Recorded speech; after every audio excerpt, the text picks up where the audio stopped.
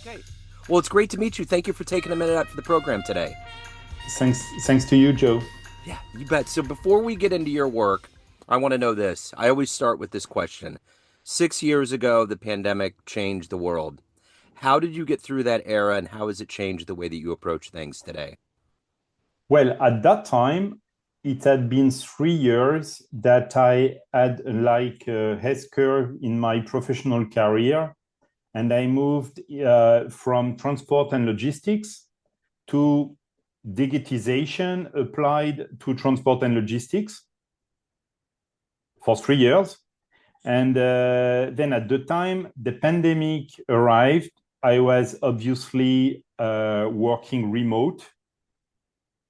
I was fully available to concentrate on some transformation topics with some of my prospects, I would say. And they at the same time, they had the same opportunity because they were also blocked at home, working remotely. And we made really an amazing amount of deals during and after that time, because we had the opportunity really to focus on transformation.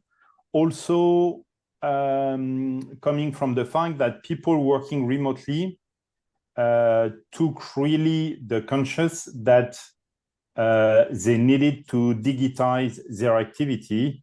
It could not be only physical, but more digitization. And that was great time, very productive, in fact. And what to say? I told you I'm living in Paris, but I'm living in Paris area.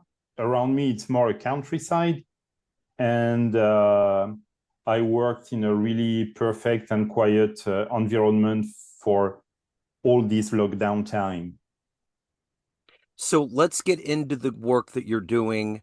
If you were to explain what you do on a daily basis as a leader and CEO to a bunch of 13-year-olds at a school, it's career day. How do you explain your job?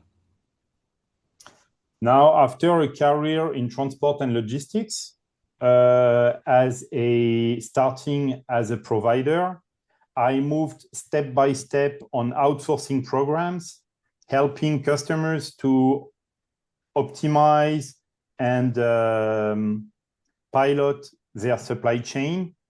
And I did that at various positions, including CEO and managing director position.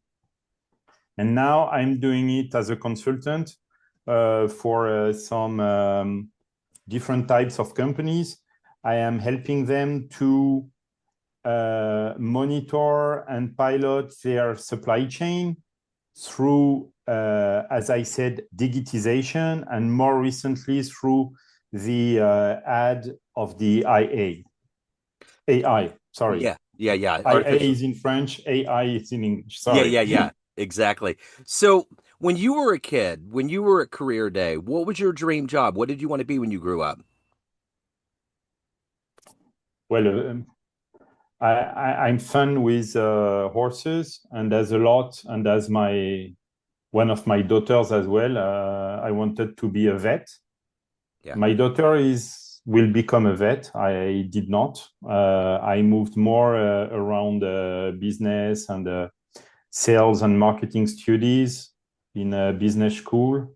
And after that, I had the opportunity to go into transport and logistics, which was not an intent. It just arrived by chance, I would say, by opportunity. And it appeared that I liked very much first the service industry, and second international, related to the fact that you are dealing with a lot of different cultures. You need to be open to others and to realize very quickly that the mindset might be different and impacted by the culture. And I like very much that type of activity. And this is the reason why I would say it might appear a bit French arrogant, but I've been a bit successful in what I was doing, not because I was smarter or if I was a bright guy, but because I was passionate and I believe I did it well. And so my customers trusted me. It started with small customers, medium customers, and after huge and big organizations like Airbus. And for instance, when you are successful, commercially speaking, with that type of organization, you are dealing with really game changers, and that's impacting positively your professional career. So I was very lucky to fall into a environment that I liked very much, so I did it well. So take me back to your childhood. What were the seeds that were planted that gave you this business backbone, that gave you this ability to hop into this world and do so well? Uh, Perhaps uh, coming from my parents, um, doing things well, do whatever you want, sorry, but do it well, and do it by being fair and honest with people. I've always been very transparent, whether it's people like people like it or not. I've been always very transparent in all my career. I mean, now I'm 59, so I've gone through my career. I had no personal issue, no trial on the human resources aspects. I did not have to go to the court in order to solve HR issues while I've been dealing with plus 300 people sometimes. Uh, and as of today, I'm very proud that a lot of um, my young uh, colleagues and employees have also grown and are now in nice positions. So I think the seeds were really honesty, transparency, adaptability, and liking interactions and working with others, and yeah, and again working internationally in really different cultures. I've started my professional career in Thailand, Yeah. and as soon as you realize that these guys, they are following a different culture, they are a different mindset in the way they are approaching things, even the way they are appreciating the present, the past, and the future, you know, it promotes really adaptability. So who's been your personal hero or inspiration in your career? I think my first boss, that was also a kind after my parents, I would say.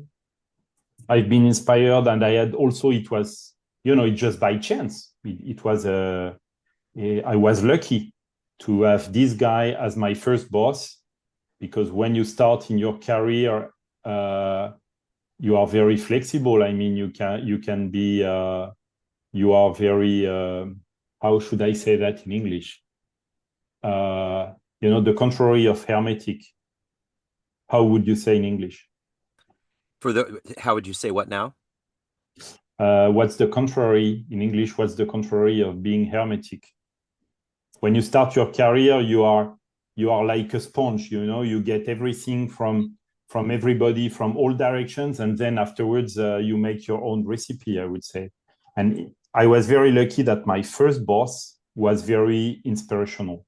Yeah. So in the world of business, we have these people like Richard Branson and Steve Jobs and these people that orchestrate such wonderful bit companies. Who do you admire? What's a business model in the world that you admire? Well, this is also very much linked with marketing and personal marketing. Frankly speaking, I can be inspired, and I can take some pieces from these guys. But again, my inspiration is coming really from the people I am directly interacting with.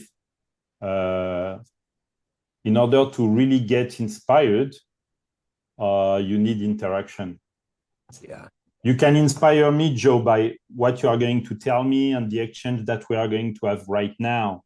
Yeah. But if you are a really smart and brilliant guy in marketing, and I'm reading every day what you are broadcasting and all the posts that you are doing, it will not have the same impact, even though it's as brilliant as the exchange that we can have together. But I will know Joe directly. I will have interaction with you, and you are more chance to inspire me. So, what is the motivation for you every day to wake up to do this work, to do it well? What is that motivation? What do you look forward to the most every day? I think contribute to challenges, solve things. I don't like I don't like the green lights, and that has been really, I would say, a continuous line in my career. I got bored very quickly with a stable and successful situation. I need to be always out of my comfort zone. I don't like comfort zones. I like I feel more useful in taking a challenge, whether I can be successful within a week or within a decade. But I like challenges. No matter the time it takes, but I like difficulties. You know, I can give you a very good example. Sure. For 25 years, I was in the DHL group. You know DHL, Yeah. Yeah. the, and I was very successful in France. And after being successful in France, in my perimeter, I've been asked to go to the EMEA headquarters, which was located in Switzerland at that time. And I joined the EMEA organization with already quite a senior position. And I had some responsibilities within the business development activity. And my boss asked me who are the strategic customers that I would like to handle as a senior guy, and what level of turnover I wanted to manage. And I came and told him, if I join you, sorry, I'm not going to be so polite, perhaps. Yeah, I told him, if I'm joining you, is to take care about the shitty sticks. I don't want any successful customers. I want that you give me all the ones with whom we have a real challenges, and by chance, he gave me one called Nestle. Wow. And because at that time, DHL was not successful with Nestle, which appeared to be as a potential strategic customer. And this was the best support he could give me, is to provide me a potential like this one. And I've been the Mr. DHL at Nestle or the Mr. Nestle at DHL, I didn't know,